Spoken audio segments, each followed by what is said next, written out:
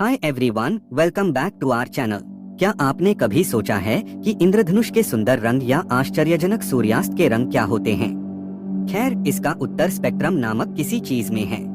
इस वीडियो में हम विस्तार से जानेंगे कि वास्तव में स्पेक्ट्रम क्या है और यह कैसे काम करता है। इस वीडियो में हम स्पेक्ट्रम की दुनिया का पता लगाएंगे और यह जानेंगे कि कैसे वे प्रकाश और रंग की हमारी समझ में महत्वपूर्ण भूमिका निभाते हैं। स्पेक्ट्रम क्या है, इसे समझने के लिए हमें सबसे पहले प्रकाश की प्रकृति को समझना होगा। प्रकाश विद्युत चुंबकीय विकिरण का एक रूप है जो तरंगों में यात्रा करता है। इन तरंगों की अलग अलग आवृत्तियां होती हैं, जो प्रकाश के रंग को निर्धारित करती हैं। एक तरंग की आवृत्ति को हर्ट्ज में मापा जाता है, जो तरंगों की संख्या का प्रतिनिधित्व करता है जो प्रति सेकंड दिए गए बिंदु से गुजरती हैं। आइए बुनियादी बातों से शुरू करें। जब प्रकाश तरंगें एक प्रिज्म से होकर गुजरती हैं, तो वे अपनी अलग अलग आवृत्तियों में अलग हो जाती हैं, जिससे रंगों की एक श्रृंखला बन जाती है। रंगों की इस श्रेणी को स्पेक्ट्रम कहा जाता है। स्पेक्ट्रम में इंद्रधनुष के सभी रंग शामिल हैं: लाल, नारंगी, पीला, हरा, नीला, इंडिगो और बैंगनी। स्पेक्ट्रम में सभी अदृश्य आवृत्तियां भी शामिल हैं, जैसे कि पराबैंगनी और अवरक्त विकिरण। एक इंद्रधनुष स्पेक्ट्रम का एक और उदाहरण है।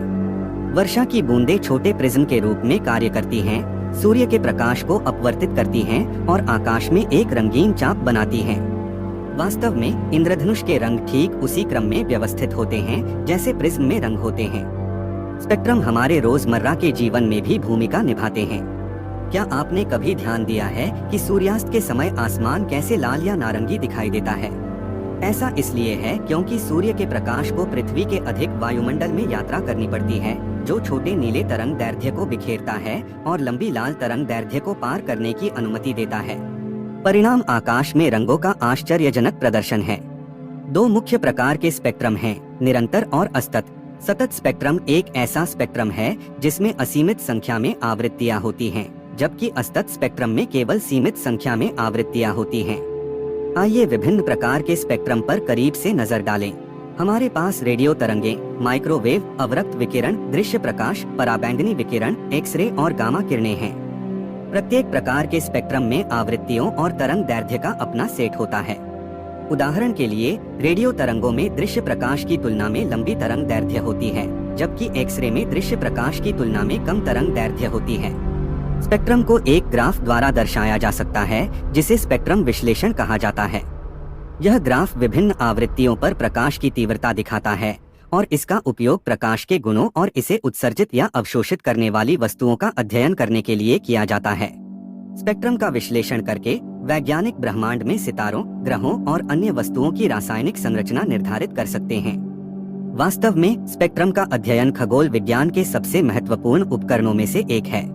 खगोलविद तारों और आकाशगंगाओं द्वारा उत्सर्जित प्रकाश का विश्लेषण करने के लिए स्पेक्ट्रोग्राफ से लैस दूरबीनों का उपयोग करते हैं।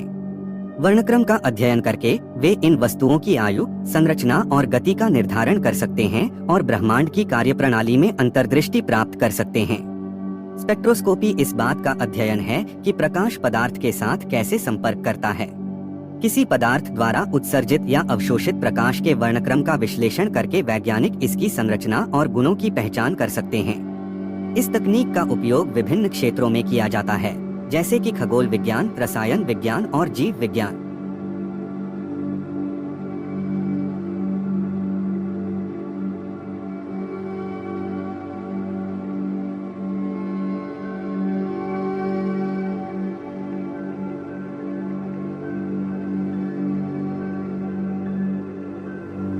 संचार से लेकर चिकित्सा इमेजिंग तक अनुप्रयोगों की एक विस्तृत श्रृंखला के लिए स्पेक्ट्रम का उपयोग किया जाता है।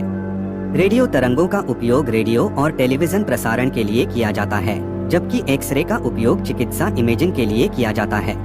स्पेक्ट्रम शब्द का प्रयोग रेडियो तरंगों के संदर्भ में भी किया जाता है।